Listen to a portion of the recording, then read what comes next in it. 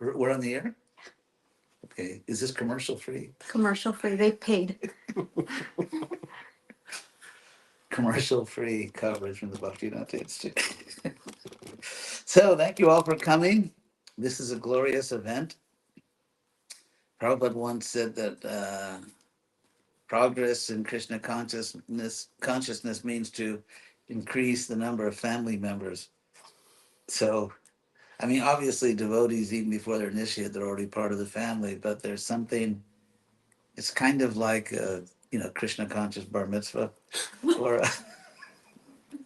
or a confirmation. It's interesting because the your wife here? Oh, Hare Krishna. Um, the confirmation, as I understand it, Catholic confirmation means that that a little child can't really meaningfully choose the religious path, and so therefore, at a certain age, they choose the religion of their parents, which is of course preparatory to rejecting it when they go to college. But anyway, so um, there was a debate. Actually, there was a debate in early Christianity, a debate that Augustine came down the wrong side of, which is, of course, not unusual for him. But he, there was a debate over infant baptism. In other words, should an infant be baptized and their soul saved somehow? And of course, the rational people were saying, well, it has to be a voluntary decision. It can't be coerced or can't be done when you're too young to know what's happening. An example of that, in a sense, evidence that in the early days of Christianity, we'll eventually get back to South Asia, but an, an example or a proof that in the early days of the Jesus movement of the first few centuries, baptism was really their diksha, their initiation, is that the Emperor Constantine, who legitimized and more than legitimized Christianity in the Roman Empire, sort of gave it a status as a specially favored religion. And but he himself did not accept baptism until he was on his deathbed. And the reason was, he said, I'm a king, I kill people and I do other things. And so, in other words, he said, I can't follow all the regular principles. And so, therefore, it wasn't until he was on his deathbed and physically unable to sin that he finally accepted baptism. And so then later, the controversy arose about infant baptism. Can you baptize an infant? And of course, it would be like saying that, okay, as soon as a devotee woman has a baby, we initiate the baby. What are the regular principles? Oh, no, it's just. And the mother says, well, I can translate that for you. So I bring that up to show that the idea that even though one may, in one's mind and in one's heart, accept a particular religious path or spiritual path, that there is a particular point where if one is qualified, one formally chooses that path and makes a public vow to stay in the straight and narrow, as they say. So the fact of its being public is also not insignificant, because even in terms of basic human psychology, when you say something publicly, it makes it a little more difficult to go back on your word. It's just like there's a common expression, I can't do that. I told everyone I wouldn't do that. And so um, there was a debate, actually, when psychology was rising. The Some of the psychologists were sort of imperialistic, and they said we don't really need a separate subject of sociology, because sociology is just the sum total of psychologies. But of course, this turned out to be not the case. It never was the case, but Because in fact, social consciousness, or you could say public consciousness or group consciousness, is not simply the sum total of individual psychologies. It's something which has its own reality. And so we as living beings, if anyone here is not a living being, please raise your hand and we'll throw you up. So, oh, you did. So, because if you think about who we are and what we are actually both individual and we are social. We are members of a society or of a community, and so we are not merely individual. And similarly, we are private beings, but we are public beings. In fact, the argument has been made that without language, if you don't acquire a language, you can't really think because it's hard to really conceive of something like nonverbal thought, even if the words are implied or understood. So, there are meditations that try to get us away from language, but it's funny because it's often been noted that the people that say that you can't express the truth in words seem to write more books than anybody else, just to make sure you got the point. So this kind of comical hypocrisy was first pointed out to me um, when I was, if you can imagine this, even younger than I am today. I was I was an undergraduate student at Berkeley, and I took a course in German literature in translation. And I think I was a comparative literature major at that point in my checkered early academic career. So I took this, and so one of the books we read was Siddhartha by Hermann Hesse. And the teacher was sort of this handsome young German scholar, and he was laughing at the book. He was not in awe of the book. And specifically, what he was laughing at was the point that Hesse says that the truth cannot be expressed in words, which, of course, is an attempt to describe the truth in words. Maybe by the via negativa, by the negative way, where you sort of take away everything that's not the truth and then see what's left. But and then I remember that I still somehow it really stuck in my mind as one of the few moments of my pre ISKCON contact days when anyone said anything sort of like significant to me or profound, as opposed to the usual blah blah blah of scholarship. So um, I remember that. I remember that moment just really stuck in my mind. And then he said, yes, and Hesse says that you can't talk about the truth. He talks about it on this page, and he talks about it on that page, and he talks about it on the other page.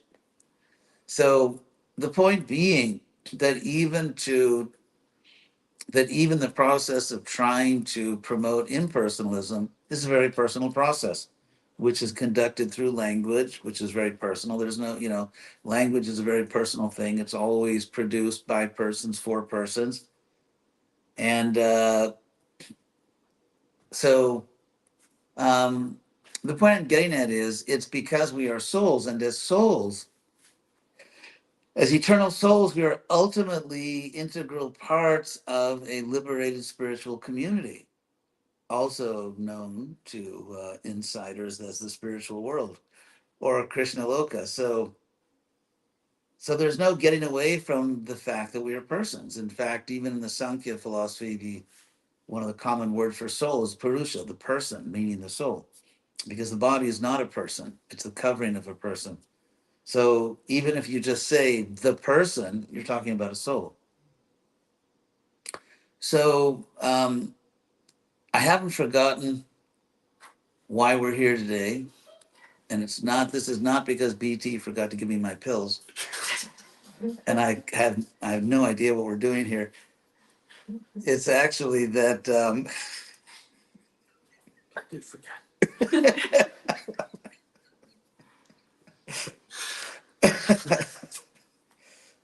And the reason I'm bringing all this up is because because of the fact that this activity is done publicly. For comparison, the giving of Gayatri mantra is normally done privately, and or with only Brahmins in the room. So it's not that everything we do is public. Japa, I mean, you can chant japa with other people, but it's really just a room full of people doing a private thing, unless everyone agrees to shout to everyone else, which is, I guess, appropriate for uninitiated brahmachari. So, but anyway, so basically, this is a public activity, and the fact that it is public, the fact that one makes a public vow, is scientific. It actually adds power to the commitment, and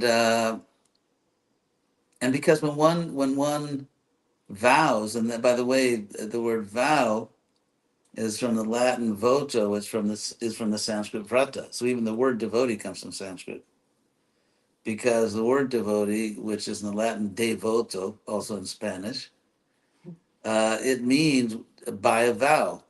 One lives by a vow. One is a devoto. One is a devotee.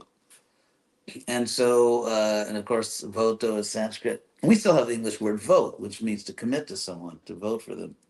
Like people say, I'll vote for that. Like someone suggested that we order a pizza, and I'll vote for that. So, by the way, if you'd like to pay for the pizza we're ordering for this program, please tell Leela. So the very word devotee means to make a vow. And of course, that's how the initiation is actually done, that the person being initiated makes a vow. And there's a way of praising a saintly person in the Bhagavatam, which is to say the person is dridha vrata, which means a person of firm vow. And if you think about it, what makes someone a civilized human being is that perhaps it's unspoken, but you are committed to not killing, raping, or robbing other people.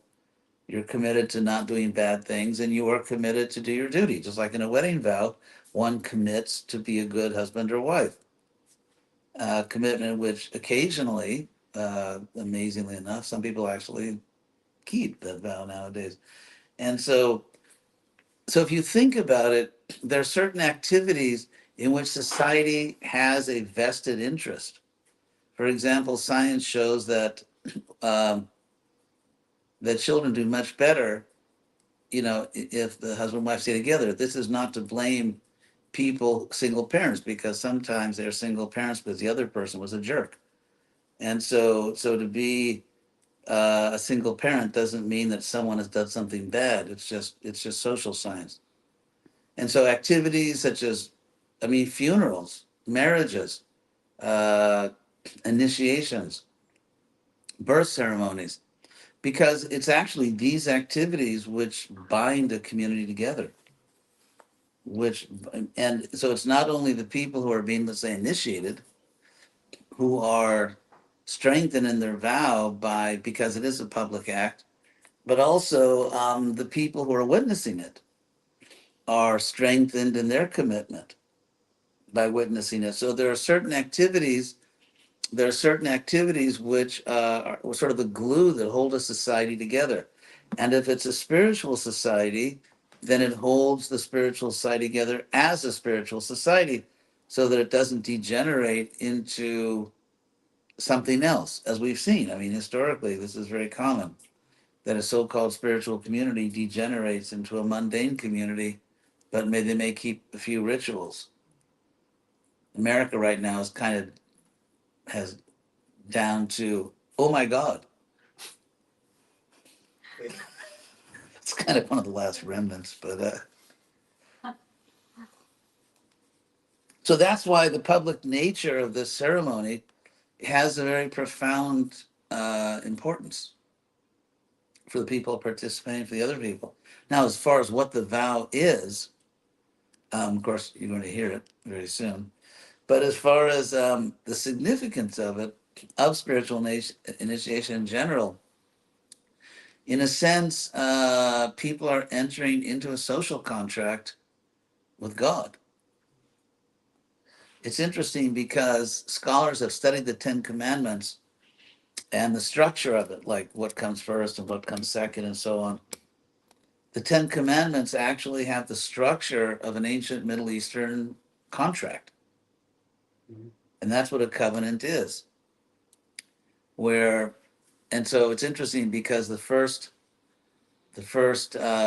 declaration in, even today, actually, even today, but certainly back then in that culture, was a definition of who the parties are to the contract.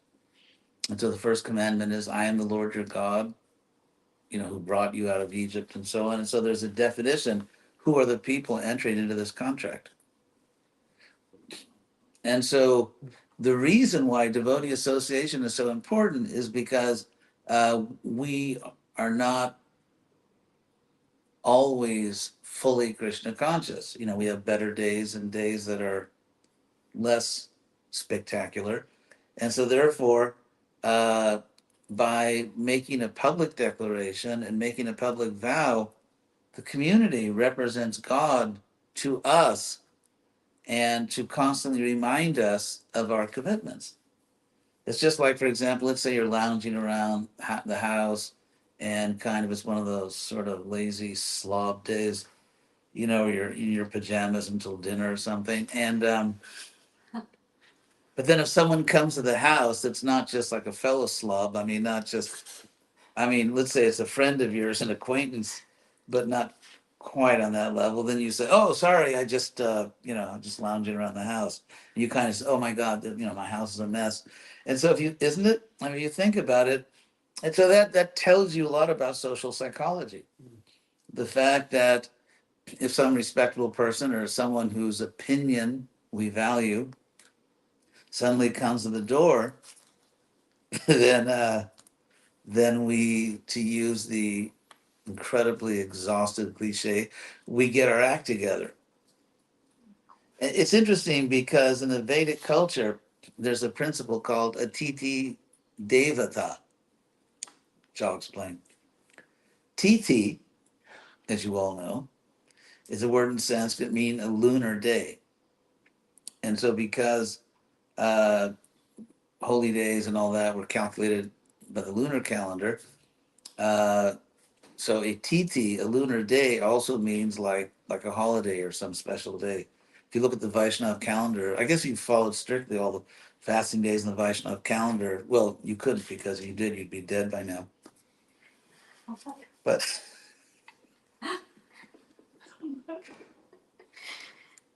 anyway, so a like a special day, a holy day or a day you celebrate is called a tithi. And so an atiti means sort of an unexpected guest, because the person came, because let's say if it's a holiday, then you expect guests like Thanksgiving or Christmas, then people come and you expect them because you invited them.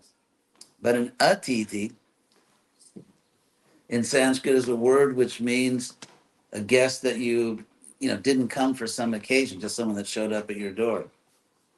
And so devata, deva in Sanskrit, of course, means, hey, how you doing? So deva can mean God, but of course we have many English words from that Sanskrit root, such as divine, and which you have in all the different languages, divino, divine, and deity, and so on. So devata, ta is a Sanskrit ending that we also still have in English. Basically English, there's like Sanskrit all over the place in English. And people don't know it. But ta is a suffix which we have actually related, I think, to the English suffix dum, like freedom, kingdom, like the state of being something. Like the state of being free is freedom, and anyway. So, so Deva Ta means the status of a god, the status of God, having that status, and so it's often translated as deity. So Atiti Devata means that someone showed up at your door and it's not the occasion and you didn't invite them, but you see them like God coming to your door. In fact, there's a common thing in Hinduism that, and I think it comes from the ancient Shastras, that if some guest comes to your door, it could well be a demigod or a deva just testing you. And of course, obviously, this encourages hospitality. And also, uh, it encourages us to see the ultimate truth that actually, whoever comes to our door, even if it's a stray cat, ultimately, Krishna has come to our door because Krishna's in the heart of that stray cat. So just a nod here to any cat lovers among you. So we know that. So so therefore, if you, I mean, the idea of merging into an impersonal thing, I mean, I can't imagine a worse hell. I'd almost rather be locked in a room for 100 years and forced to listen to NPR fundraising drives, which isn't it? I mean, that would be like cruel, wouldn't it? So, so anyway, so it's interesting how there's a balance, and of course, we see that it can also derail your spiritual life if you are just into the public scene. Like, let's say your spiritual life all depends on going to a temple and, you know, publicly chanting and dancing, seeing your friends. And when you go home, you just, you know, crack open a beer or something. Or, in other words, or even let's say a person is very strict, but they just don't have a lot of private time. Everything is public. Their entire spiritual life is just sort of out in the public. And there's something which is not so healthy about that. So really, I think a healthy spiritual life, there is a balance. It's always about balance, where we cultivate meaningful association with other devotees, and at the same time, uh, we cultivate our own personal, intimate relationship with Krishna. Because, you know, let's say a loud kirtan with drums, and if you're very lucky, wampers, because it serves this great function of damaging your inner ear, so you can't hear like frivolous conversation anymore because you can't hear anything. So,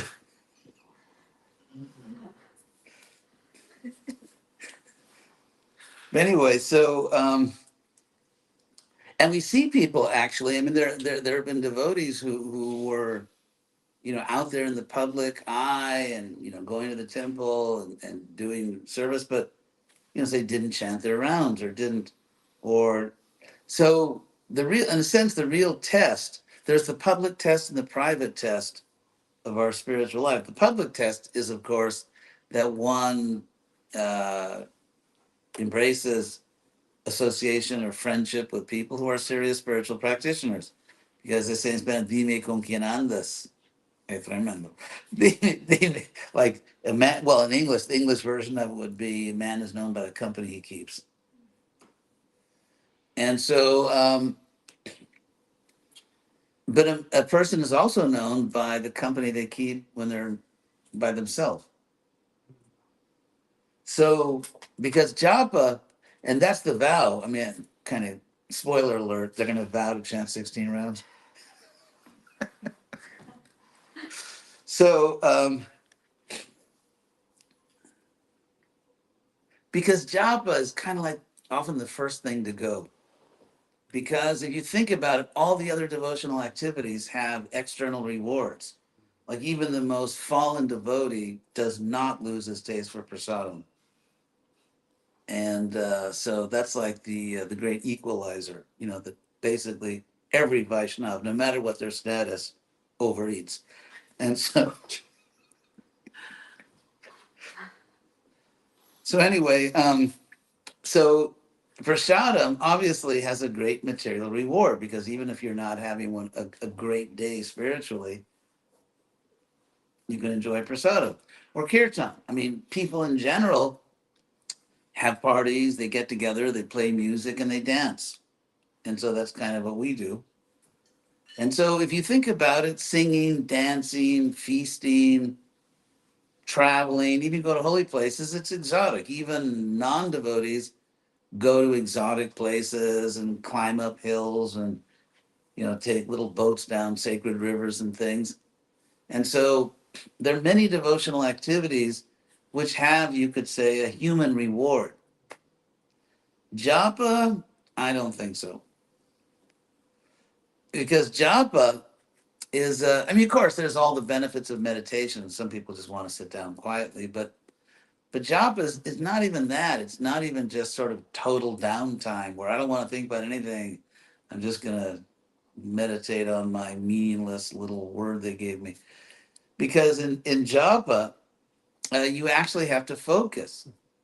So you can't even totally relax. It's like there's no one else around.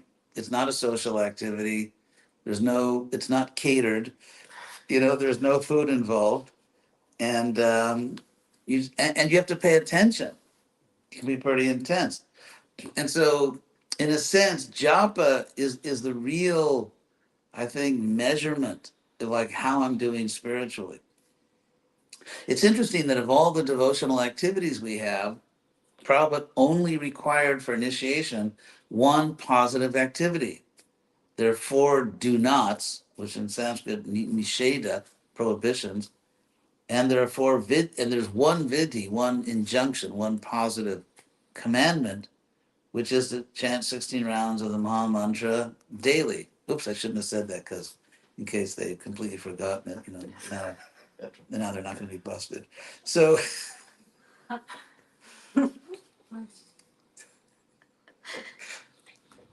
So japa is the only, because it's interesting, because to be initiated, you don't have to vow to like get up every morning for Mangalarti, or some gurus I think who are not entirely lucid on this point, add things like, and to read Prabhupada's books 1 hour a day or this or that. That's all. I suppose the intention was good, not the reasoning though. And so Prabhupada's initiation, only one positive requirement: chant 16 rounds a day. So, and I can see why. Because even as it's maybe the least gratifying activity materially, spiritually, it's the most important activity. Because spiritually, there's no one in the room except you and Krishna. And that old song, nowhere to run, nowhere to hide. And so, I've seen devotees do these wild kirtans running up and down. And it just seemed to me the last thing in the world they were thinking about is Krishna. It was almost kind of a leaping contest. It was like the, Vaishnav leaping Olympics or something. Or, who could get more hot licks on the mridanga. Of course, now that you get these sextagenarian and septuagenarian kirtans in places like Alatra, that's to sort of calm down. But anyway, so that's what Prabhupada required, the japa, vow, to chant japa. And if we chant, and the way I always put it is, it's our quality time alone with Krishna. Like in any intimate relationship, sometimes you'll say, can we just get together by ourselves? Don't invite everyone. Let's just spend some time together. And so if you think about it, even though the association of devotees is necessary, I'm not saying there's something wrong with it. It's half of our spiritual life in a sense. And the association of devotees does remind us of Krishna and does make it much easier to be Krishna conscious in many ways. But at the same time, if we completely rely on that and we do not cultivate our own private, personal relationship with Krishna, our being so extroverted, which of course comes from Sanskrit, vert. Okay, I promise I'll stop after this one, but having a linguistic attack. Vert. English, you can see how English and Sanskrit are obviously, intimately connected. Not only because some words sound the same, like if you want to address your brother in Sanskrit, it's bratar. or mother is mater, or father is Peter. That's where we get words like paternal, or my favorite word in English, patriarchy. So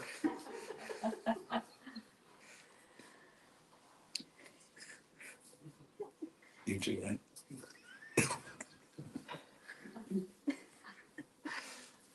But also you can see it. You can see it in the structure of the language.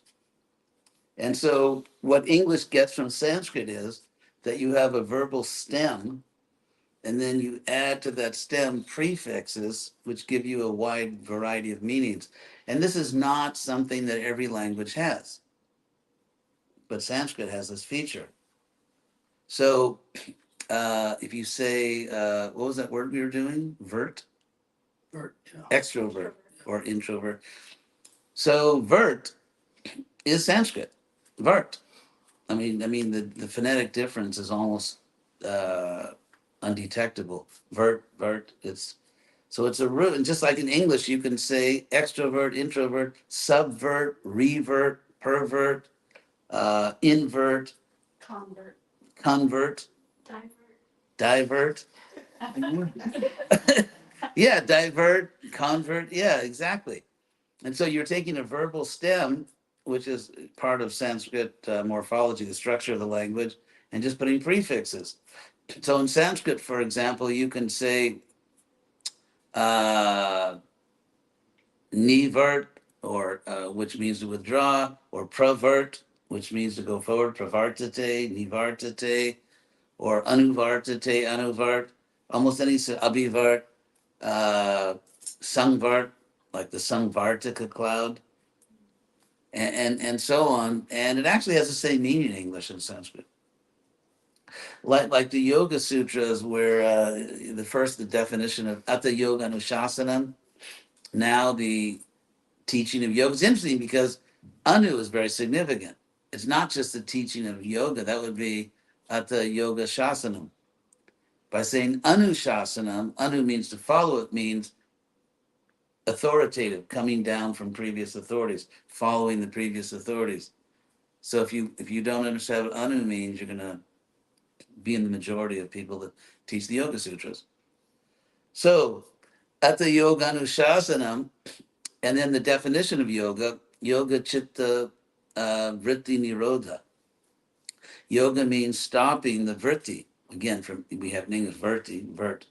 The turning of the mind away from reality. So the mind is turning away from reality. So vert, of course, it picks up many meanings in different contexts in Sanskrit, but the original kind of root meaning is to turn. Same in English, to invert is to turn in, or to subvert means to turn down, or revert means to turn back to something.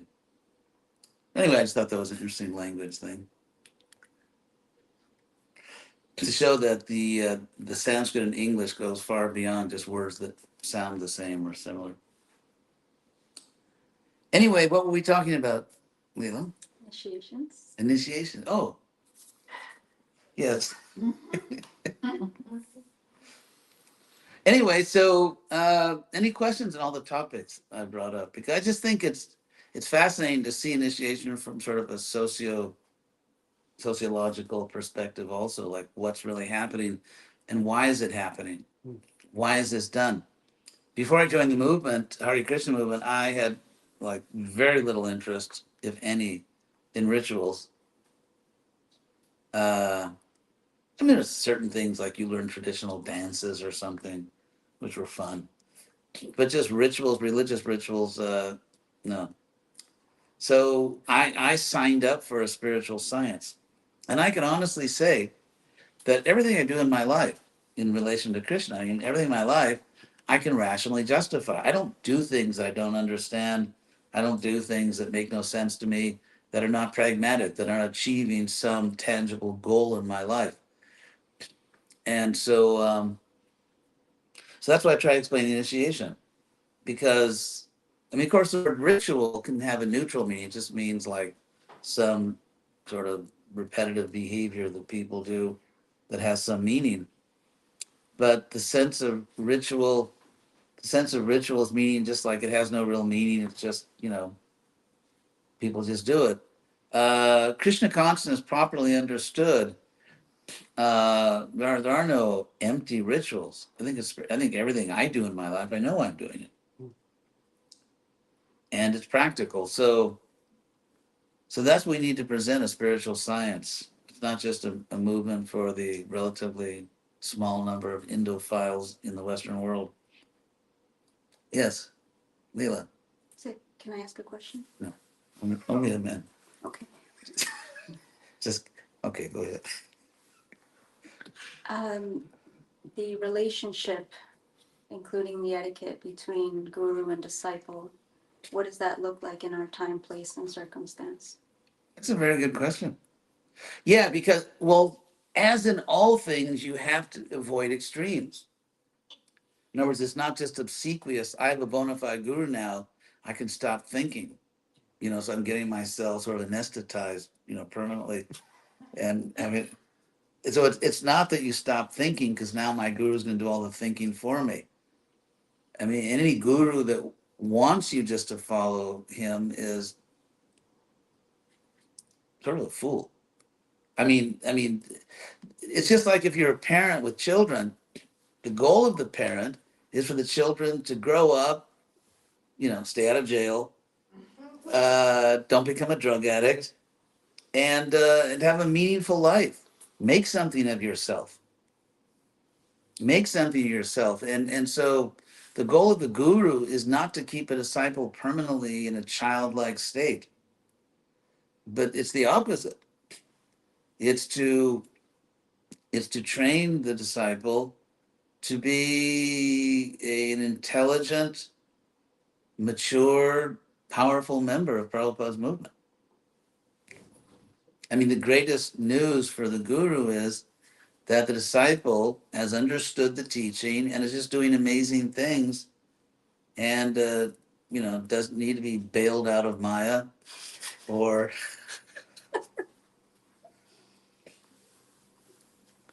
come and tell you the sad story of their life. It's like that. I love that. Having been a leader in ISKCON for so long, I love that scene in that old funny airplane movie where one of the guys, keeps driving other passengers to suicide by telling them his life story.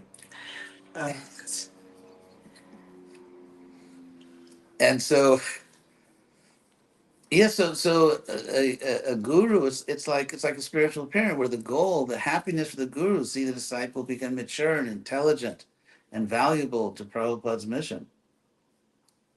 So, and there is an etiquette. There's an etiquette because, I mean, to be honest here, I mean, not just Indian, actually, Eastern culture, Asian culture has always been different from the West. Rudyard Kipling said, East is East and West is West, and never the twain shall meet. Oh, the twain is kind of meeting now because, they have India's Got Talent and the air conditioned shopping malls and so on. And occasionally, some people in the Western world use incense. So, but I mean, the difference, as I've said many times, between East and West, it goes back thousands of years. The earliest, sorry, reruns for some of you, but it goes back to the earliest sort of documented interactions between developed Western culture and Eastern culture is in the Greek accounts, and I suppose the Persian accounts of the great wars between Persia and Greece, the Persian Empire and Greece.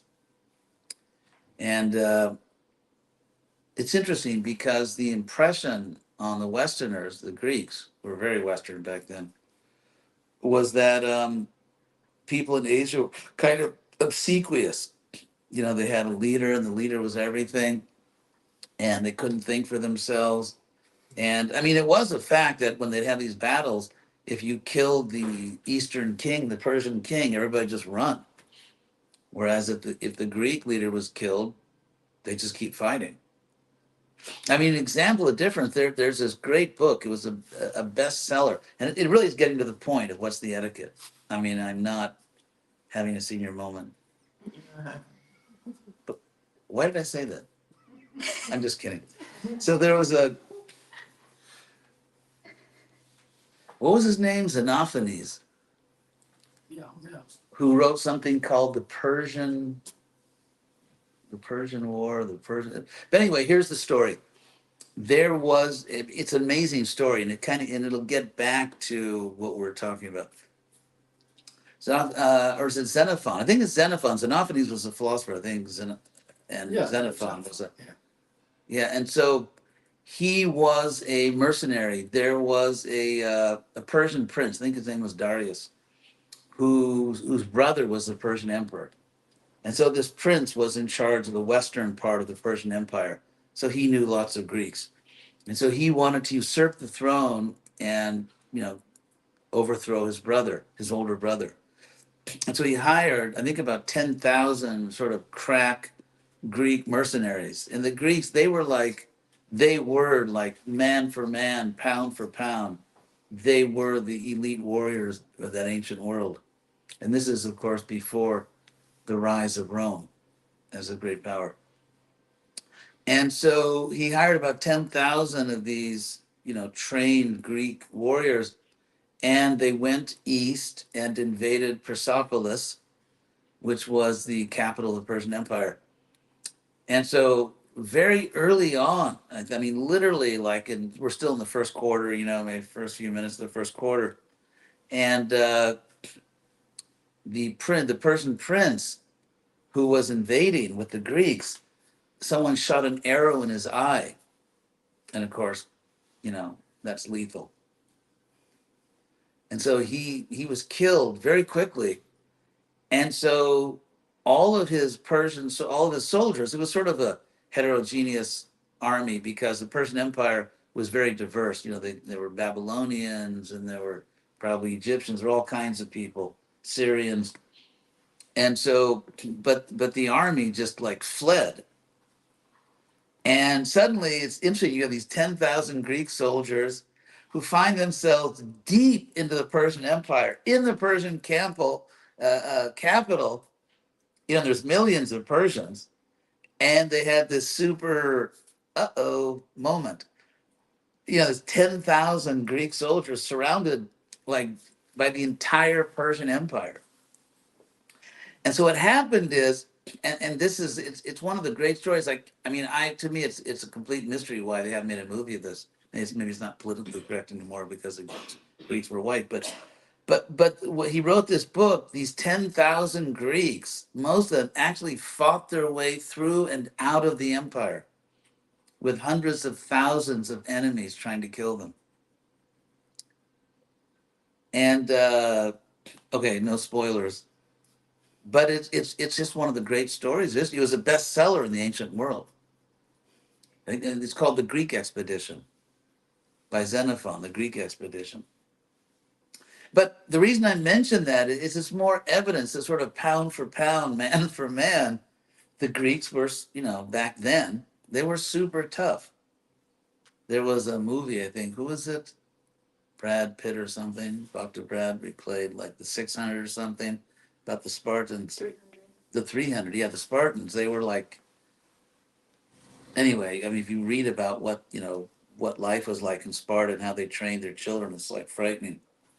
But so let's go back to etiquette, guru etiquette, because there is, and in a sense has always been, a significant difference between East and West. And the advantage is not all on the Western side, because, for example, in India, it's the only large scale civilization on earth which has preserved an ancient culture for thousands of years. Greeks and Greeks don't worship Zeus anymore, and Romans don't worship Jupiter, which is a Sanskrit word, by the way. Ju means heaven in Sanskrit, Peter the father of heaven, Jupiter. But anyway, so it's not that the West got it right, and in some ways the West has been more innovative. I mean, many of us are still alive because of modern medicine, which wasn't invented, in the East. It came from the West, the whole scientific revolution. But that difference is there. So you talk about etiquette. For example, there's one of the songs, Hari Hari Nama, which is a beautiful song. There's a recording. Prabhupada, I don't know if people still listen to these things, but Prabhupada recorded some bhajans, which are just like obviously divine. They're completely otherworldly. And Prabhupada was, and and everyone knows this, that knows about it, the best mridanga player ever in ISKCON. I mean, he was. There was no one could play the drum like Prabhupada. And so, and so, one of the lines in that song is that the dust of the feet of the six Goswamis are my food. Like I eat the, and so if you say to an average person, "Oh, here's some dust from the feet of this person. Would you like to eat some?" It's like it's bizarre, it's offensive, it's shocking, and but it makes sense in other places in the world. And so we talk about how do you treat a guru or how do you treat other devotees. It's we really are running up against significant cultural differences. And so our imperatives, the things that we have to do, are number one, we have to preserve our culture, maybe not all the little details, but we have to preserve our culture and the spirit of it. And yet we have to present Krishna consciousness in a way that doesn't seem outlandish or even perverse in the Western world. And so, therefore, given all these imperatives, what is the proper etiquette between guru and disciple? And so I think it'd be more clear if I start with what are we trying to achieve? Because, I mean, why even have a relationship with someone that you call a guru? Why not just, go to a football game or something? I mean, why have a relationship with a guru at all? And of course, the reason is because if someone has become expert or accomplished or proficient in practicing bhakti yoga, then it's just the way the whole world works is that people that are good at something teach people who aren't so good at it. I mean, that's the nature of the real world. Whether it's how to go back to the spiritual world or how to play golf. It's just, or, you go to school to learn how to become a doctor, how to become a lawyer, or how to become I don't know, a beautician, the profession that never really attracted me for some reason. But anyway, so if you think about it, I mean, I mentioned about language. I mean, you can't acquire language privately. The reason that we all speak a language, that was a public event. I mean, that was something public. If you take a baby, there was one king actually, forget his name, but he wanted to do an experiment. And so they took a baby and left him in the forest and made sure he didn't die and food and everything. And of course, the baby, but didn't have contact with other humans, kind of a cruel experiment. And of course, the baby grew up to be an idiot in the more clinical sense of the word. And so if you want to accomplish the greatest goal, the greatest achievement, you want to go back to the spiritual world as a pure soul and have eternal life, then if you need a teacher even to learn how to play golf, which never saved anyone, uh, then imagine trying to become a pure soul. And let's say you are taking golf lessons. Just kidding. Let's say, for example, you're taking golf lessons. The teacher may be a little obnoxious, but he's a good golf teacher. She's a good golf teacher. And so, whatever, I'm learning how to play golf.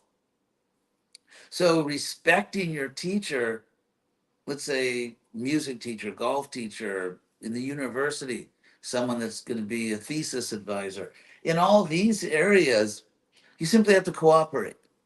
What you really think of the person is entirely a different thing. You just have to cooperate, turn in your assignments, pay attention in class, get your degree, and get out. So your attitude, or let's say you go to get a driver's license, and the bureaucrat behind the counter doesn't have to, I don't know, like you, and you don't have to like the person. It's just a formality, You just be minimally polite, take the test, the driving test, the written test, and you get your license. But spiritual life is not like that, because we're trying to achieve the goal we're trying to achieve is not just a laminated card, which is a driver's license. The goal that we're trying to achieve is a personal relationship with God, with Krishna. And so if I can't get the hang of a personal relationship with the guru, what chance is there for God? Because the guru represents God. So we're practicing to become spiritual world debutantes. You know, like in the old days, high society, the debutante had to learn, all the graces, like how to walk and how to serve and how to do this and that, how to bow, how to curtsy. I think Krishna West, I think the lady should curtsy. Agreed. Yeah, I'm on board. Actually, the word curtsy is an abbreviation of the word courtesy. So, so if what you're trying to learn is how to be free of envy, and we do have some envy. If we didn't have some envy, you would be like rolling on the ground in ecstasy right now because you're seeing Krishna. And of course, we'd have to rule you to a private room.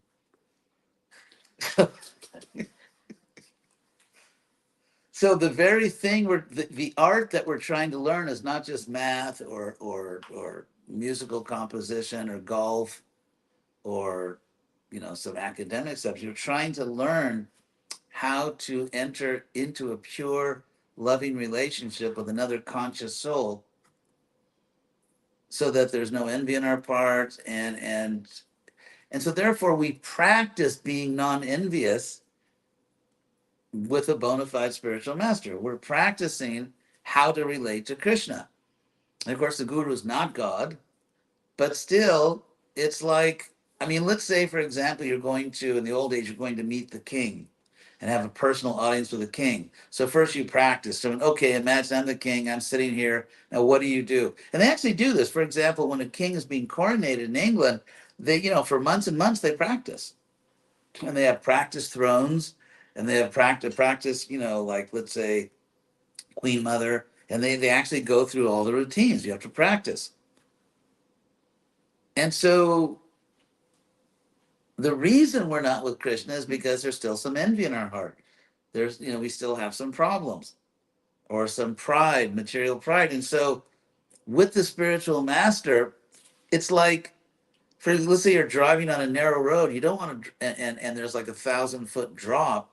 You don't want to drive right on the edge. If you take that Big Sur drive in California, occasionally you can see what used to be an automobile, and it just like went down 1,000 feet onto the rocks. And so it's just like, let's say, in commercial jets, there's like at least 3 different backup systems, unless it's a Boeing.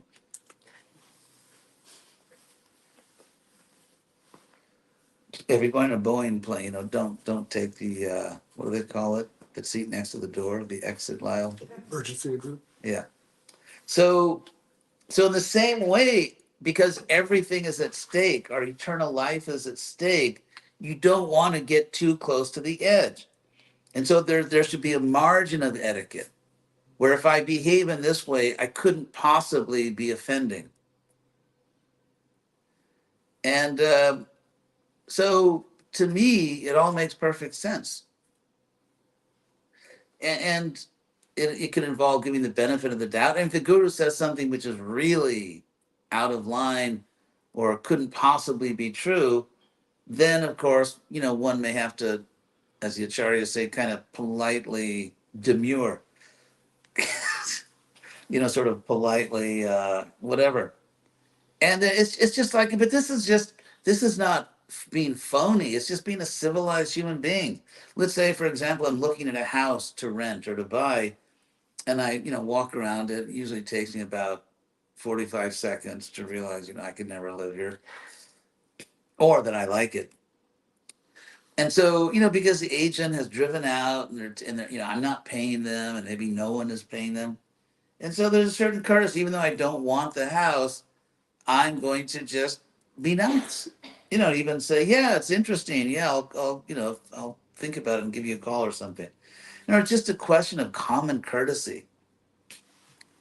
And so, in the same way, in the relationship between the guru and disciple, if the guru, let's say you did something, you think, well, maybe that wasn't the best way to do that, but it's like the old saying, "No harm, no foul." Like in sports. And so, if there's nothing really broken, if it's not like, well, this is really going to cause problems, or this is really deviant, it's just maybe a slip up, then you don't have to. There's certain thing like grace. Like if you're in a room with respectful people, you don't say, "Excuse me, but is that the second time that you passed gas?" Yes. And I think you should probably leave the room so you know, got a grip on it. So,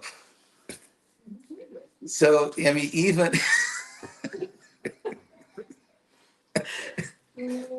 but I meant that.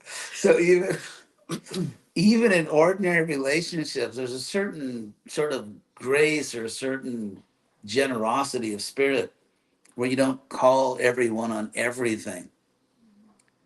And so, like they say, no harm, no foul. There's no real damage to your life, emotionally or spiritually. So, and so the etiquette is there. And so it seems to me the etiquette toward the guru, given what's at stake and given just what normal human decency is, that the basic etiquette is not like some extravagant oriental obsequience that we just can't really do. And at the same time, for example, I believe, this is my own opinion, that bowing down on the floor, okay, when I say, what they used to say when I was in school? Simon Says. No, that's what I said. When we used to have these air raid drills. Oh, No, that's not what they said. They said drop. In California, they just said, like the teacher, we teach suddenly drop, and then you knew, and everyone just have to just jump under their desk because we used to have air raid drills. That was a Cold War. as if that would defend from a nuclear bomb. Yeah, I mean, yeah, just your average sort of standard elementary school desk has been shown to withstand a direct nuclear strike, and so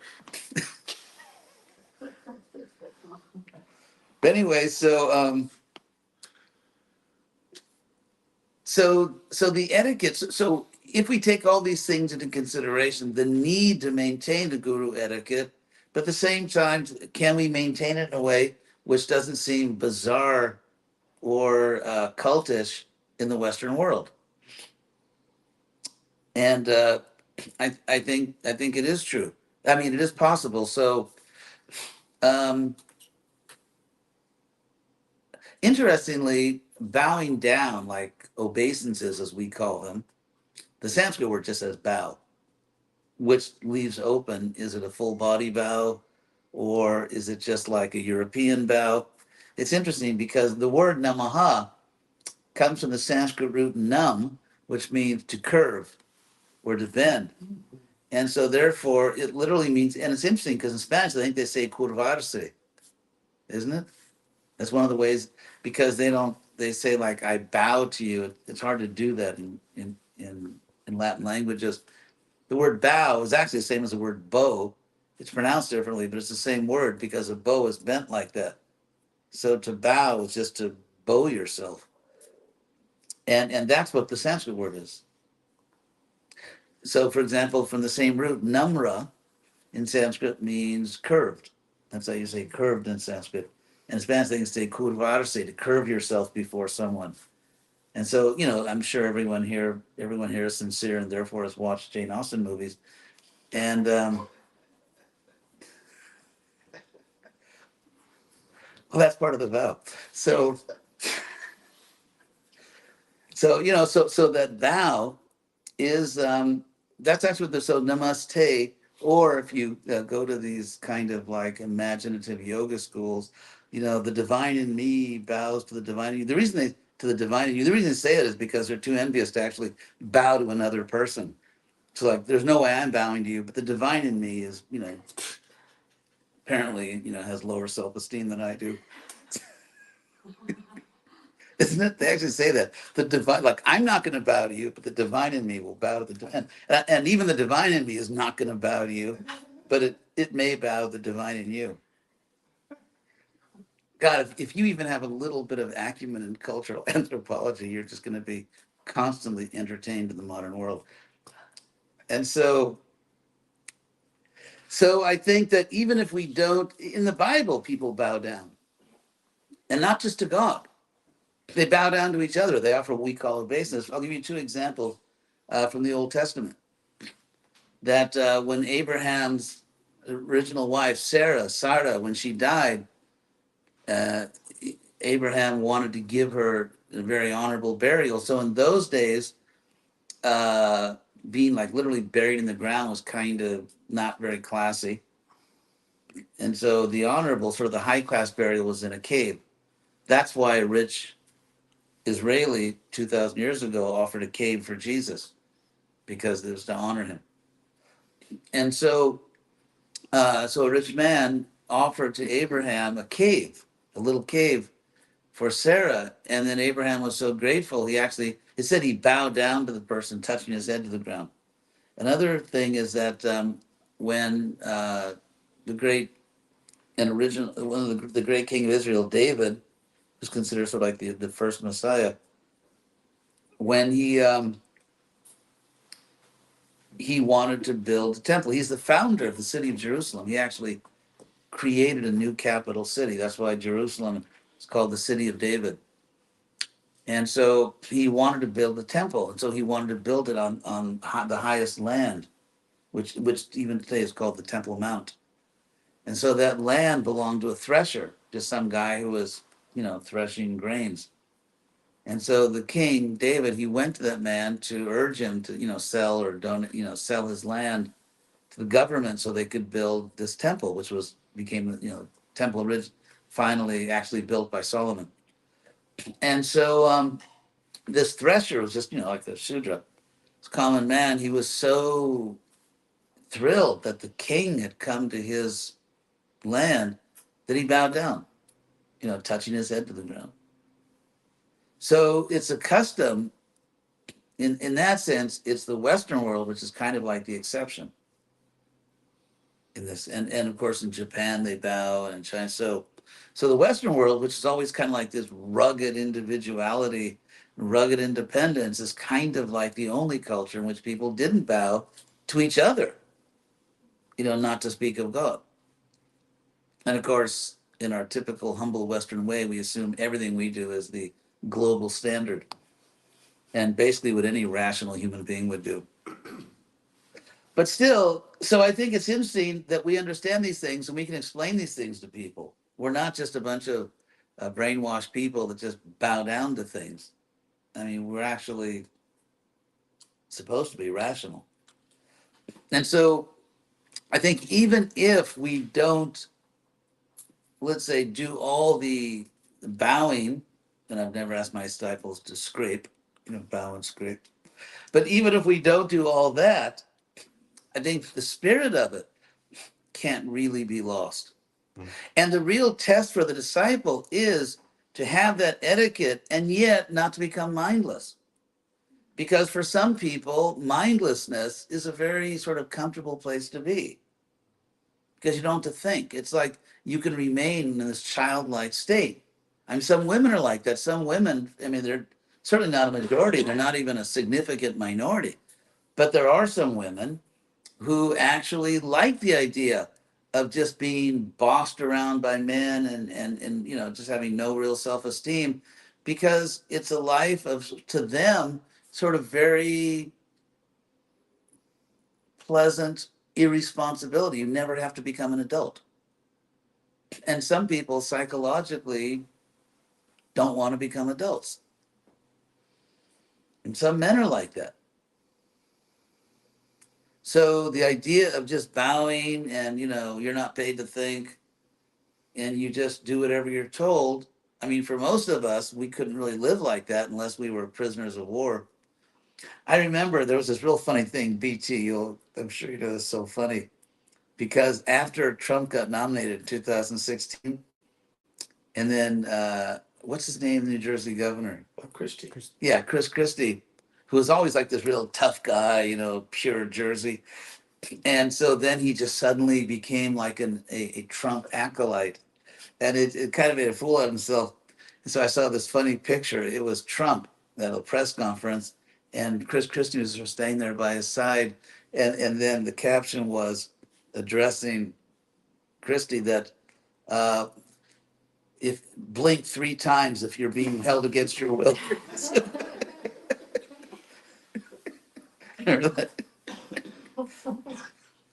so so there are extremes. One extreme is not to be sufficiently respectful toward the guru, and there are extremes on the other side. There are extremes on the other side where someone exploits that system to just give up all personal responsibility for their life, and and just sort of like the Peter Pan syndrome. I'll never grow up. And they don't want all the anxiety and the struggle of having to be an adult human being.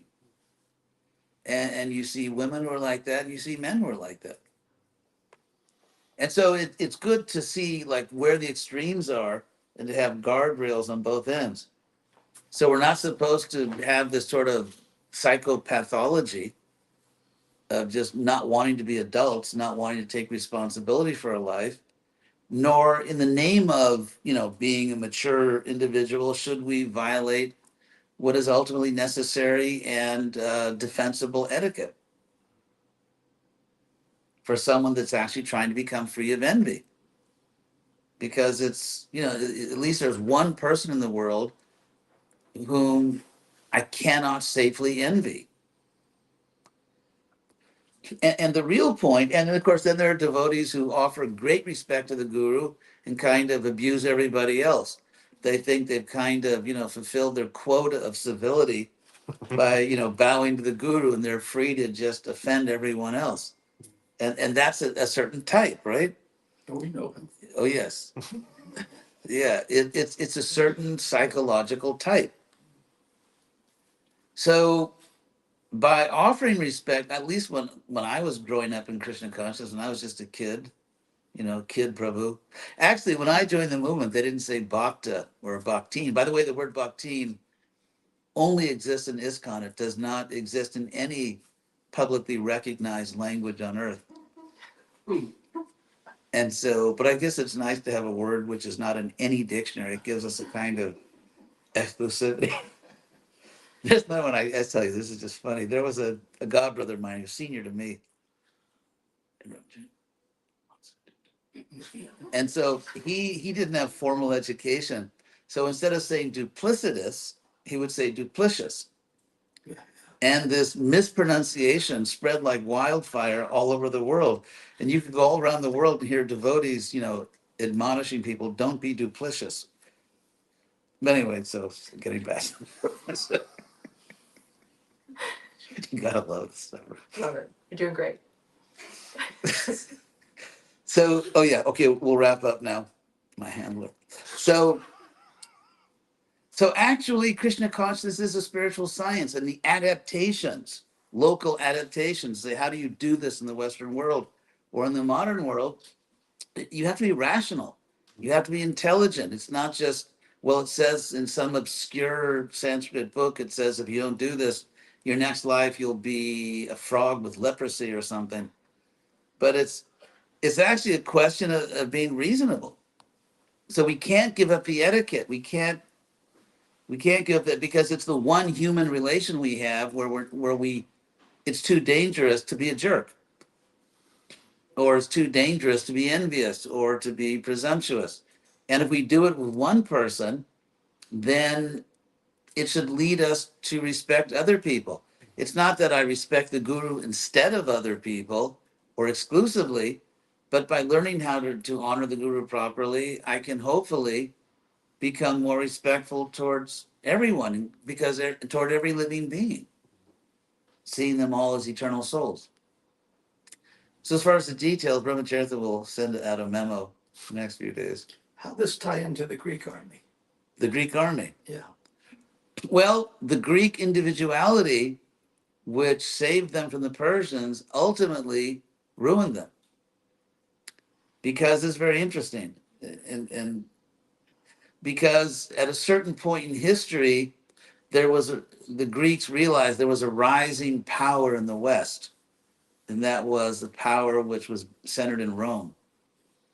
And there were just different stages. First, there was the conquest of Italy, which took quite some time, which wasn't easy. And exactly, if you see exactly how the Romans conquered Italy, it's very instructive. But anyway, so at a certain point, Rome was a rising power, and they were just expanding in all directions, literally.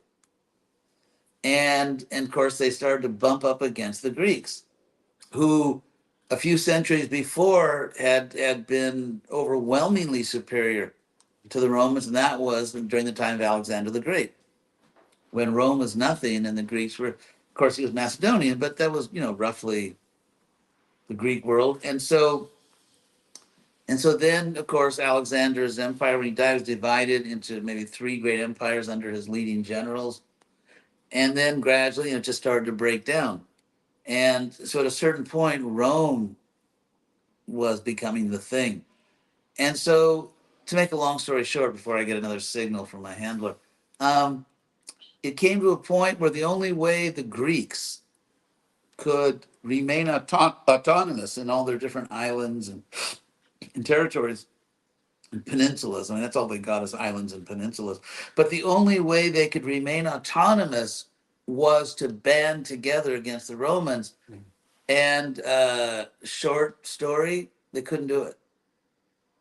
They ultimately were colonized, completely colonized by the Romans, lost their autonomy, which they didn't get back until, I think, in the 20th century. Yeah.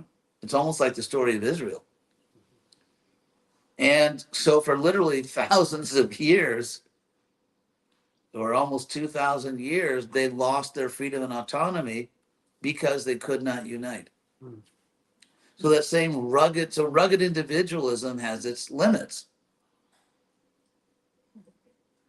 I mean, you see an example of that in ISKCON, where, back in the time when Prabhupada was here, and maybe the time for the next, after Prabhupada left, let's say for another, maybe at most 20 years, at most, there were still like big gurus, and so ISKCON still was very efficient and very progressive and growing. Like, for example, my zone, when I became a guru, my zone tripled in size in Brazil.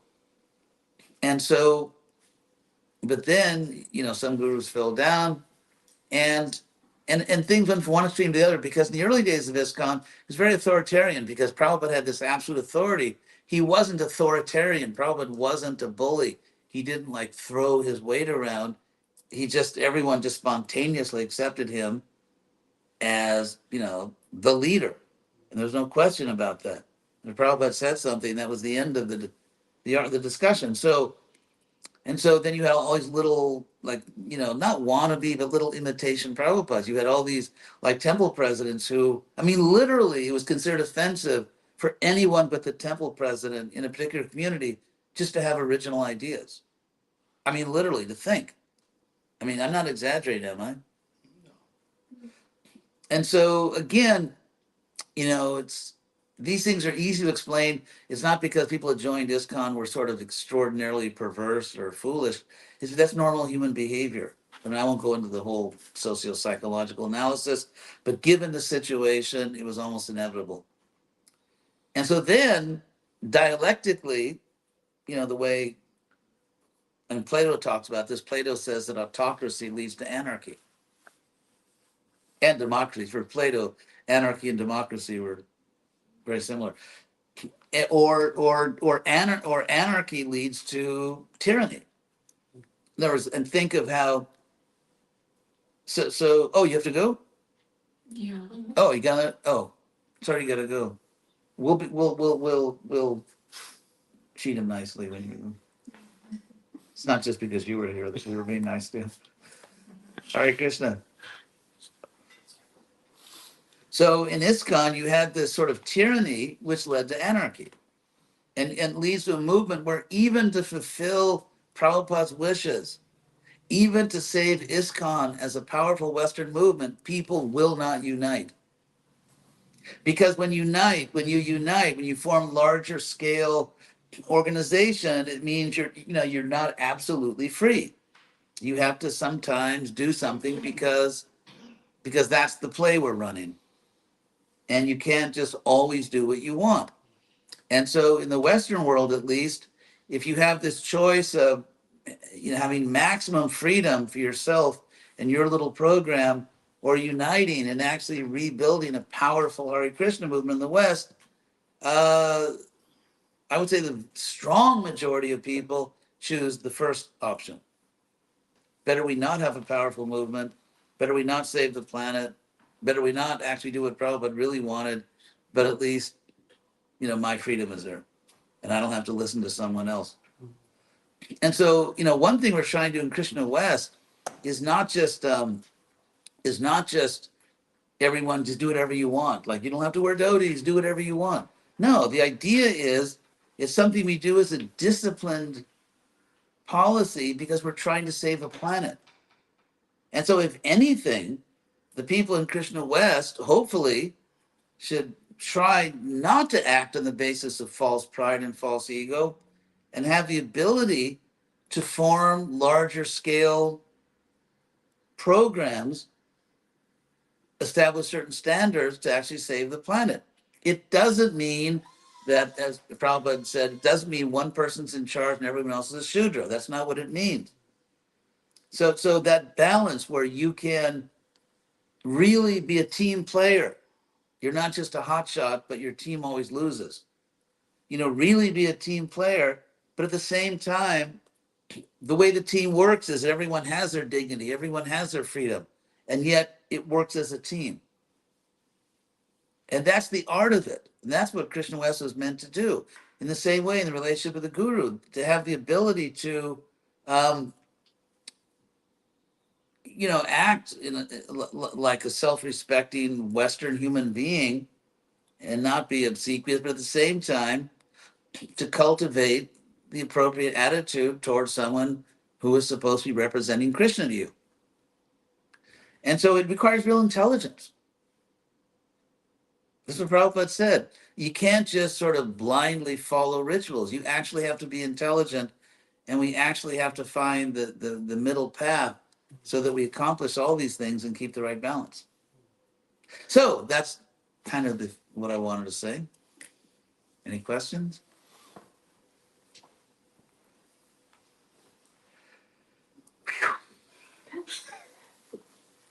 I need a drink after. Oh, Official ritual. tremenda la guirnalda.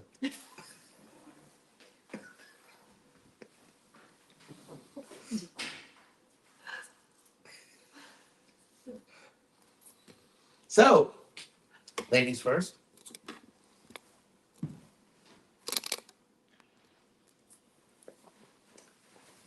Hare Krishna. So, what is your vow? My vow is to chant 16 rounds of the Maha Mantra daily. And I also vow not to eat meats, have illicit sex, take intoxicants, or gamble. We have a winner. Okay, I picked out, or Krishna inspired me to give you a really beautiful name. Thank you so much. It's not Sam. It's not even Samantha. So then, actually, Prabhupada sometimes joke. One time I was standing right next to Prabhupada. It was an initiation ceremony in New York, and people, it was like a regional festival, and he literally initiated about 80 people. And so the temple president would call out the name of the person because it was a huge packed temple room. They would come forward. So he called out Elizabeth, Lady Elizabeth. So Prabhupada turned to us, and he said to me, like very straight faced, he said, "Is that Queen Elizabeth?" And so I just started laughing, and apparently other people didn't get the joke. So if I would repeat the joke, I was the only one laughing, so everybody got it. But anyway, so the name is Janeshwari. I'll explain what it means. Jana means people. That's where we get the English word Gentile, which means people, or gentry, and all that. All the words generate. It's all from the same Sanskrit root, or generation. And so Jana, and then Ishwari means goddess or the female lord. Krishna Radharani, also in her form is the goddess of fortune, so it means the goddess who is the lord of all people. That's Janeshwari Devi Dasi.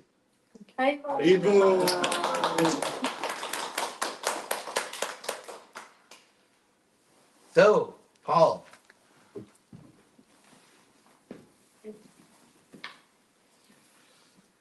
So, what is your vow? I vow to chant 16 rounds of Maha Mantra every day. I vow to abstain from meat eating, intoxicants, illicit sex, and gambling. Very good. So you already have a spiritual name, Paul, because Pala means protector in Sanskrit. So your name will be Gopala.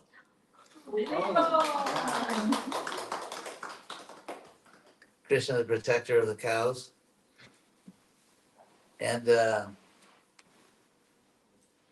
Krishna. So thank you all very much for coming. And it's really nice to see all of you here. So, Leela, now what do I do? Just to say goodbye. Thanks to everyone who's watching remotely. Hare Krishna.